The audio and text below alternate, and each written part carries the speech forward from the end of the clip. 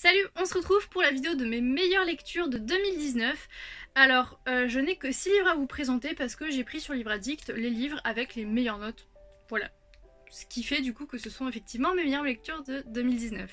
On va commencer tout de suite avec Ce n'est pas toi que j'attendais de Fabien Toulmé. Alors ça a été le seul coup de cœur que j'ai eu cette année. C'est un livre que je garderai toute ma vie dans mon cœur. Tellement il est beau, il est tendre, il est magnifique. En fait, on va suivre l'auteur qui attend un deuxième enfant avec sa femme. Mais il a peur d'une chose, en fait, c'est que cet enfant soit porteur de la trisomie 21. Et quand l'enfant naît, il se rend compte qu'il y a quelque chose qui n'est pas pareil que pour son premier enfant, en fait. Il y a quelque chose de différent. Et il commence à avoir peur, il commence à avoir très très peur. Et lorsqu'il découvre effectivement que son enfant est porteur de la trisomie 21, ça change beaucoup de choses, il y a une sorte de rejet, il le dit très clairement. Et c'est beau en fait parce que c'est un livre qui est vraiment vrai, qui est honnête, qui est sincère et qui finit extrêmement bien. Je l'ai vraiment apprécié parce que c'est plein de douceur, de sincérité. C'est très très émouvant et en plus de ça, ça permet de nous renseigner sur la trisomie 21 parce que je pense qu'on connaît vraiment que les grandes lignes.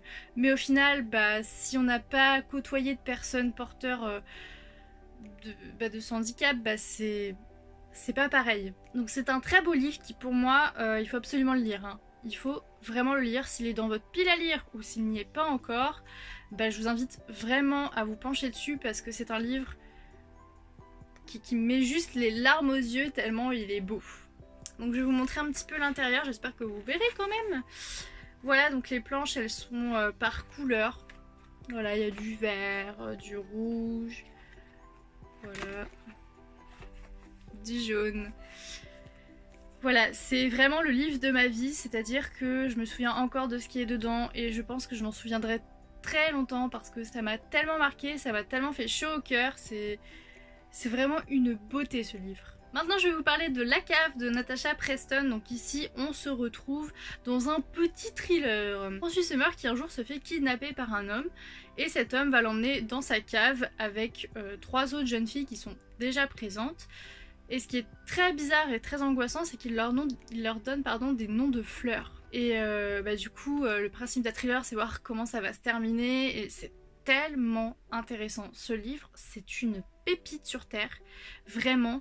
La psychologie des personnages, elle est mais oufissime, mais c'est tellement prenant, vraiment. C'est incroyable quoi d'avoir une imagination pareille et de sortir un livre aussi incroyable. Franchement, honnêtement, c'est tellement bien écrit, ça pourrait très bien être une histoire vraie.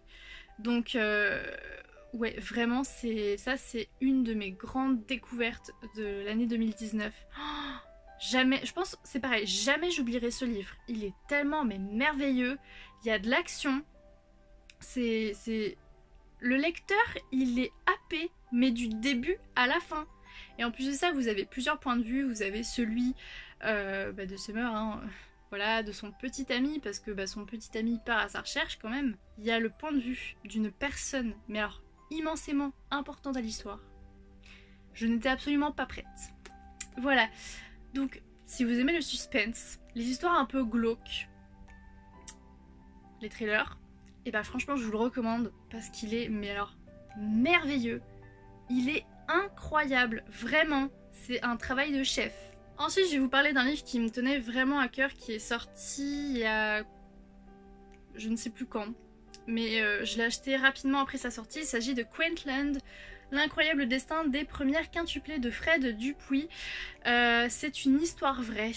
Ça raconte une histoire vraie, malheureusement. C'est l'histoire de quintuplés qui sont nés dans les années 34 et qui ont toutes survécu, et du coup ça a créé un énorme buzz. Faut le dire, hein, ça a créé un énorme buzz et du coup ces petites filles sont devenues surmédiatisées. Elles ont vécu comme des enfants entre guillemets stars, hein, mais c'était vraiment genre limite un enclos en fait. Voilà, donc c'est un livre que j'ai trouvé absolument génial parce que déjà ça nous raconte la vraie histoire de ces petites filles, parce qu'au final sur des quelques recherches que j'ai faites, j'ai pas trouvé grand chose. C'est super intéressant. Ça nous fait prendre aussi conscience que, de ce buzz en fait, des décisions qui ont été prises, ça fait vraiment réfléchir. Et aussi, ça permet de nous mettre à la place de ces petites filles, quoi. Mais quelle vie! Voilà, c'est un livre du coup que j'ai vraiment apprécié pour sa réflexion. Vraiment, je l'ai trouvé très intéressant parce que ça peut nous faire... Enfin, c'est pas ça peut, c'est ça nous fait prendre conscience des conneries de l'humain. Donc ça c'est pareil, c'est un livre à lire parce que c'est une histoire qui est très importante, qui a fait partie de notre monde, qui fait toujours partie de notre monde même si elle est un peu oubliée.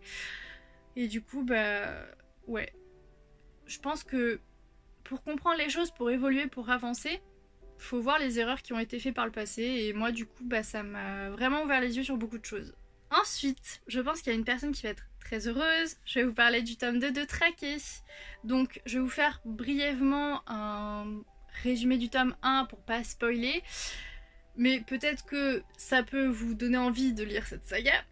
Donc, c'est de Andrew Fukuda. Voilà, je suis très mauvaise booktubeuse, je dis même pas les auteurs.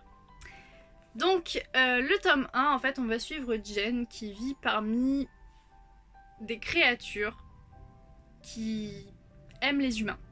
Je sais pas trop comment dire, j'ai toujours beaucoup de mal à résumer cette saga.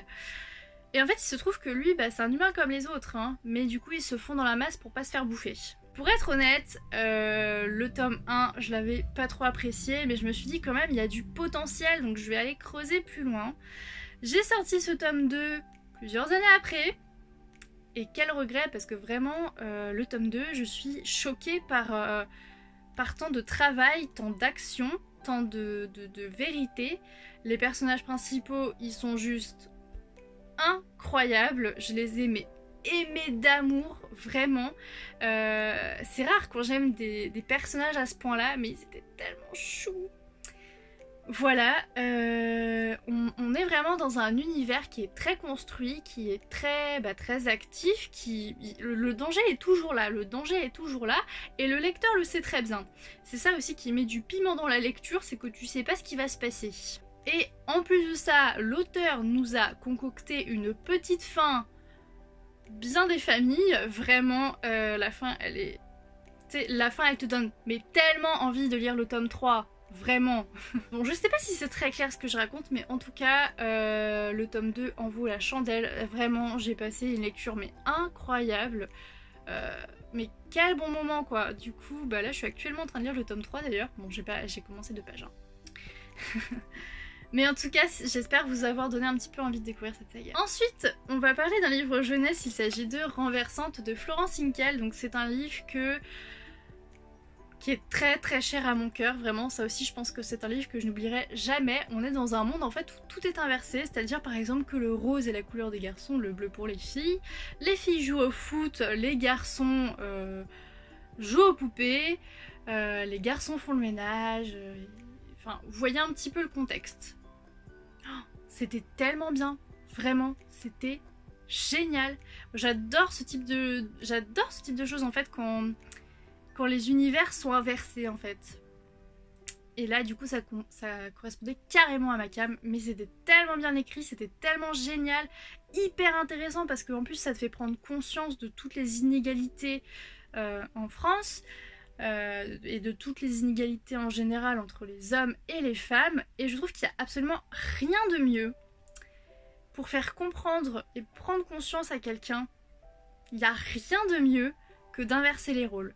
Ça, je trouve ça incroyable et du coup, c'est du super beau travail, mais il est trop court.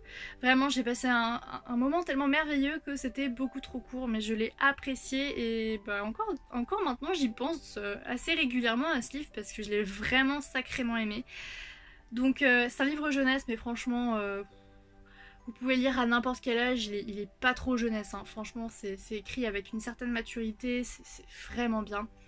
Donc si vous êtes intéressé par ce changement d'univers qui est très intéressant et qui fait prendre conscience de beaucoup de choses, je vous le conseille. Et puis je vais conclure cette vidéo avec Wicked Deep de Shi Eun-sho. Donc déjà j'aime beaucoup la couverture, ça met tout de suite dans le thème, hein. Puisqu'on va suivre une malédiction, puisqu'il y a quelques années, il y a 3 sœurs qui ont été assassinées parce qu'on pensait que c'était des sorcières. Et du coup chaque année elles reviennent hanter le corps de certaines femmes, enfin de 3 femmes du coup, pour faire le mal autour d'elles. Mais qu'est-ce qu'il était bien ce livre, qu'est-ce qu'il était bien travaillé.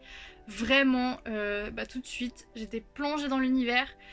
Voilà. Pourtant, je trouve que tous les univers de sorcellerie ne sont pas convaincants, mais alors là, c'était génial, c'était mais alors crédible, c'était super, vraiment, c'était incroyable. Et en plus de ça, l'autrice, elle nous mène en bateau, mais alors de A à Z, et tu ne te doutes absolument de rien. Voilà, dans ce livre-là, en fait, il faut faire attention aux apparences. Voilà. Et c'est juste génial. Quand l'auteur arrive à te mener en bateau, que tu vois que dalle, que t'es juste aveuglé par le récit, ça veut dire que c'est un très bon livre. J'en garde un super bon souvenir, je me suis éclatée à lire ce livre. Il me semble que je l'ai lu en pas très longtemps, j'ai dû le lire en 2-3 jours je crois. C'était super bien, vraiment. Ça je l'ai eu lors d'une masse critique Babelio privée. Oh, je crois que c'est la meilleure masse critique que j'ai fait quoi. Vraiment, c'est le meilleur service presse enfin l'un des meilleurs services presse que j'ai eu chez Babelio. Il était absolument divin. Vraiment, si vous aimez la sorcellerie, tout ce qui est malédiction et on va dire un petit peu retournement de cerveau, retournement de situation, je pense que c'est un livre fait pour vous. Cette vidéo est terminée, j'espère qu'elle vous aura plu. Salut!